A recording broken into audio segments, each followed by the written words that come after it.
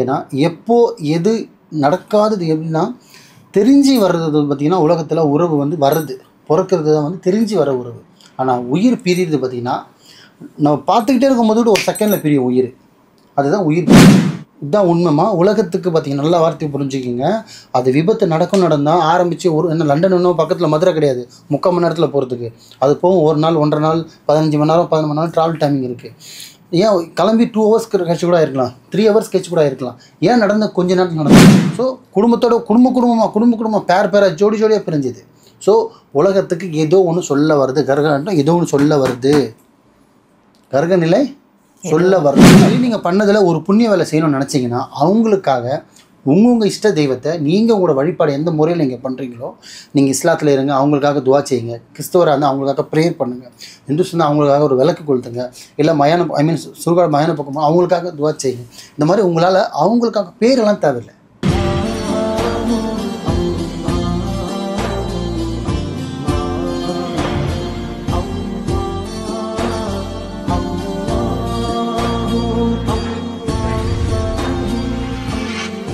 மர்ஜின் நேயர்கள் அனைவருக்கும் அன்பான வணக்கங்கள். புழல் காவாங்கரை MM டவர்ஸ்ல இருக்கக்கூடிய மாலிக் குருஜி அவர்களை தான் சந்திக்க வந்திருக்கோம். வணக்கம் குருஜி. வணக்கம் குருஜி. இன்னைக்கான டாபிக் என்னன்னா, இப்போ உலகளாவி பேசக்கூடிய அந்த விமான விபத்து ரொம்பவே மனசுக்கு கஷ்டமான சங்கடத்தை ஏற்படுத்தக்கூடிய ஒரு நிகழ்வு அப்படின்னு சொல்லலாம். உலகமே அதிர்ந்து பேசிட்டு இருக்கிற ஒரு விஷயம். கிட்டத்தட்ட 270க்கும் மேற்பட்ட பலதரப்பட்ட மக்கள் வந்து அதில் இறந்துட்டாங்க. ரொம்ப வருத்தமாக இருக்குது. அதில் ஒரு நபர் மட்டும் வந்து தெய்வாதீனமாக தப்பிச்சிட்டாரு. இப்போது அந்த நபரை பற்றி தான் டாக் ஆஃப் த டவுன்ற மாதிரி எல்லாருமே பேசிகிட்டு இருக்காங்க. இந்த விபத்துக்கு காரணம் கூட அவராக இருக்கலாம் அப்படின்னு சொல்கிறாங்க. உங்களுடைய கருத்து என்ன குருஜி?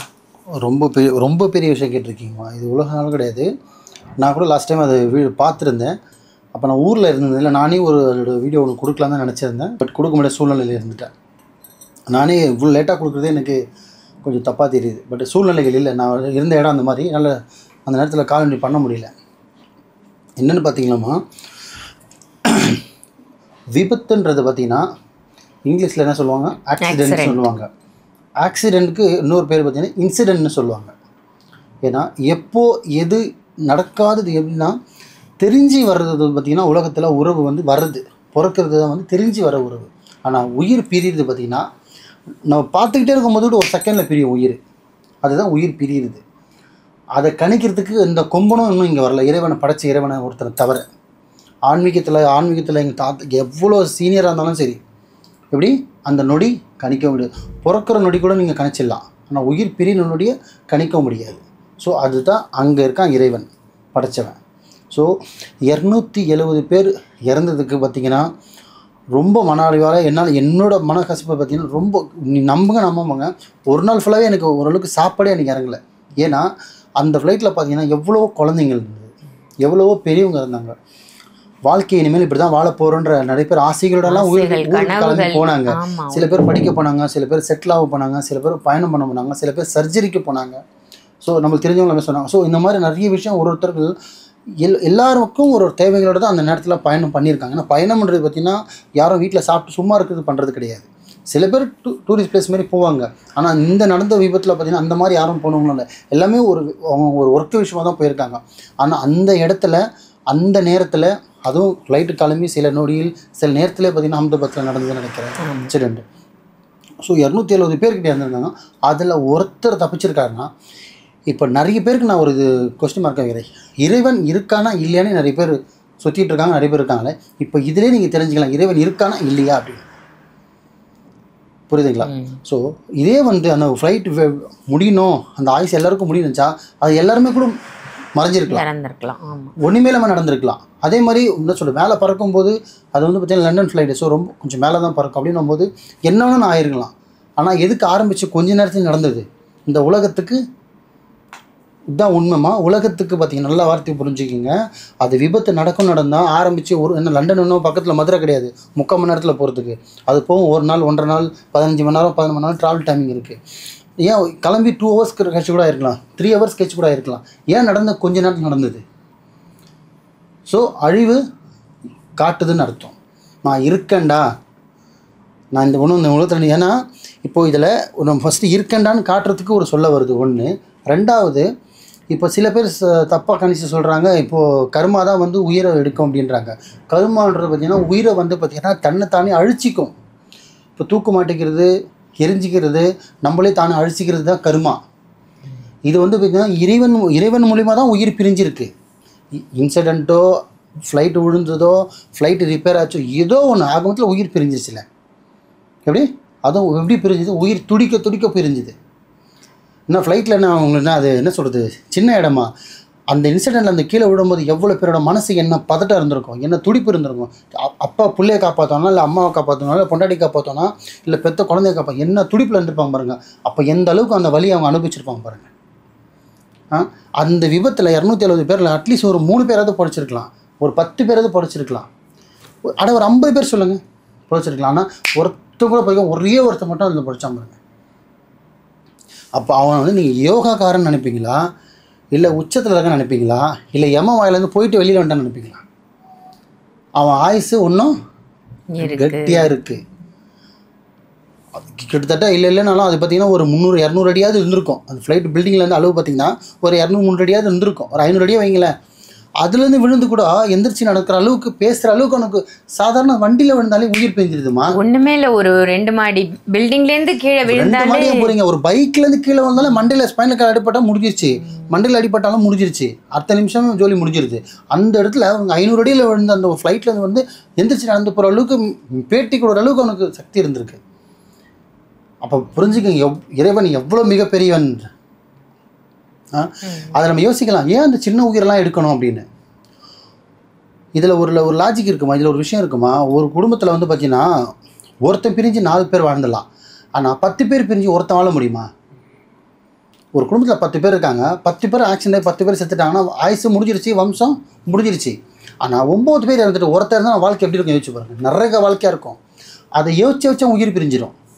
அதை அழுது அவன் கண்ணில் தண்ணீர் இருக்காது. ஸோ குடும்பத்தோட குடும்பமாக பேராக ஜோடியாக பிரிஞ்சுது. ஸோ உலகத்துக்கு ஏதோ ஒன்று சொல்ல வருது, கர்கன்ட்டம் ஏதோ ஒன்று சொல்ல வருது, கர்கநிலை சொல்ல வருதுன்னு அர்த்தம். ஸோ இதுதான் பார்த்தீங்கன்னா, ஏன் இவ்வளோ போகிறீங்க கரெக்டாக ஒரு எனக்கு வருஷம் மட்டும் சரியான ஞாபகம் இல்லை, ஒரு 5 வருஷமோ 7 வருஷத்துக்கு முன்னாடி இதே வேசார்படி பெரம்பூரில் ட்ரெயின் டு ட்ரெயின் அடிச்சிக்கிச்சு ஆக்சிடெண்ட்டில். ட்ரெயின் டு ட்ரெயின் அடிச்சிக்கிச்சு. இந்த பக்கம் கூட்ஸ் வண்டி, இந்த பக்கம் ட்ரெயின். இதே பெரம்பூர் டு ஜீவாவில் இன்றைக்கும் கூகுளில் போட்டால் வரும், யூடியூப்பில் போட்டால் வரும். அடித்து எத்தனையோ குழந்தைங்க இருந்தது, எத்தனையோ பேர் இறந்தாங்க, புரியுதுங்களா? ஆனால் அதில் சில பேர் தப்பிச்சாங்க. ஏன்னா அதோட விபத்து பார்த்திங்கன்னா வெடிக்கலை. நல்லா வார்த்தை கவனிங்க, அது வந்து வெடிக்கிற பொருள் கிடையாது. விழுந்தது, பெட்டிங்க கவுந்திரிச்சு எரிஞ்சுது, அதெல்லாம் டக்கு டக்குன்னு வெளியில் வந்தேன். ஏன்னா அது ட்ரெயின்ன்றது பார்த்திங்கன்னா டிஸ்டன்ஸ் வேறு. அது வந்து பார்த்திங்கன்னா வெடிக்கிற பொருள், பெட்ரோல், அது வந்து வெடிச்சிருச்சு. அதனால என்னாச்சுன்னா உயிரில் உள்ள பெல்ட் போட்டோம்னா யாரும் எந்திரிக்க முடியல. ஸோ உயிர் முடிஞ்சிருச்சு. இவ்வளோ பேருக்கு உயிர் பிரிஞ்சது முடிவான்னு கேட்டால் முடியுமா? நான் என்னோட அறிவியலுக்கு நான் தெரிஞ்ச ஆன்மீகத்துக்கு நான் சொல்கிறேன், இத்தனை பேர் எக்ஸாம்பிள் ஒரு தோராயமாக 269 பேர்னே வச்சுக்கோங்களேன். இவ்வளோ பேருக்கு ஆயுசு முடிஞ்சிருச்சு. இது கர்மா பாதிப்பு கிடையாது, முன்னோர்கள் கொண்ட பித்ரதோஷமும் கிடையாது. ஏன்னா அப்படி பண்ணியிருந்தாங்கன்னா இழுத்துட்டு இருந்திருப்பாங்க. கை போயிருக்கலாம், கால் போயிருக்கலாம், கண்ணு போயிருக்கலாம், இல்லையா, பாதி உடம்பு போயிருக்கலாம். ஸோ என்ன ஒன்றும் ஆயிருக்கலாம். படுக்க பல வருஷம் பெட்டில் படுத்துருக்கலாம். இருந்தாங்களா? ஒருத்தர் பேர் சொல்கிறதுக்கு இருக்காங்களா? இல்லை. ஏன்னா ஆயுசு முடிஞ்சிருச்சு. ஆனால் ஒருத்தர் எம்ம வாயிலேருந்து தொண்டை வரையும் போயிட்டு வெளியே வந்தான் பாருங்க, நான் இருக்கேன்டா அப்படின்னு. அவன் ஒன்றும் வந்துட்டுருக்கான். ஆனால் இப்போ வாழலாம், நம்ம பெருமையாக பேசலாம். ஆனால் அந்த அதிர்வு, அந்த பயம் இருக்குது பாருங்கள், இன்னும் அந்த உலகத்தில் இந்த பிரபஞ்சத்தில் இருக்கிறவே அவனை முடியாது.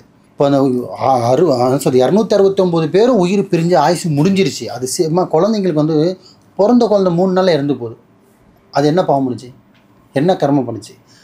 கர்மான்றது பார்த்திங்கன்னா அவனோட மரணத்தை அவனே தேடிக்கிறது மட்டும்தான் கர்மா. ஆக்சிடெண்ட்டில் சாகிறதோ, ஸ்விம்மிங் பண்ணும்போது சாகிறதோ, பில்டிங்லேருந்து தவறி விழுந்து சாகிறதோ, இந்த மாதிரி ஆக்சிடெண்ட்டில் இந்த மாதிரி பயணத்தில் போகும்போது சாகிறதோ, இல்லை லாரி ஆக்சிடெண்ட்டோ, பாக்கி இதெல்லாம் வந்து கர்மாவில் வராது. இதே வந்து கர்மாவில் படிக்க கஷ்டப்பட்டுட்டு இருக்காங்க பாருங்கள் காலங்காலமாக, அதுதான் பாவத்தில் சேரும். ஸோ இவ்வளோலையும் யம வாயில் போயிட்டு சிங்கம் மாதிரி தப்பிச்சு வெளியில் வந்துட்டான். அப்போ அவனுக்கு என்ன கட்டி? ஆயுசு கட்டி.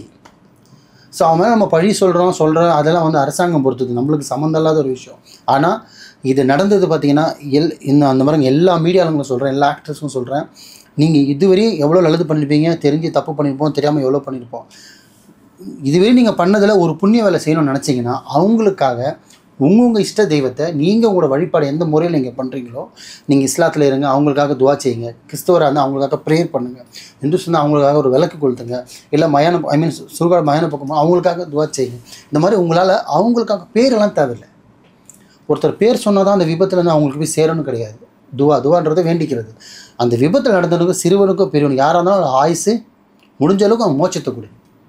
அவங்க தப்பு பண்ணியிருக்காங்க இல்லையா, அதெல்லாம் நீ அறிவா, எல்லாமே நீயே தான், எல்லாமே பெரியவன். அதனால் அதில் உயிர் பிரிஞ்சு சிறுவர்லேருந்து பெரியவரையும் ஒரு விபத்து ஆயிடுச்சு, முடிஞ்சாலும் அவங்களுக்காக மோட்சத்தை கொடு. அவ்வளோதான். அந்த மீதி இந்த ஒரு உயிர் இருக்குது, அந்த உயிர் மீதி இருக்கிற உயிராது முடிஞ்ச அளவுக்கு வேலேருந்து வந்துட்டான். இதுக்கப்புறம் நம்ம இன்னும் கொஞ்சம் ஆயுஸ் கட்டியாக இருந்து நல்ல நிலைமைக்கு வந்துட்டோம். நல்லதே நினைங்க, நல்லதே செய்யுங்க, நல்லதே நடக்கும். சிறப்பு சிறப்பு. ரொம்ப ரொம்ப சிறப்பான தகவலாக கொடுத்தீங்க குருஜி. நன்றி. நன்றிம்மா.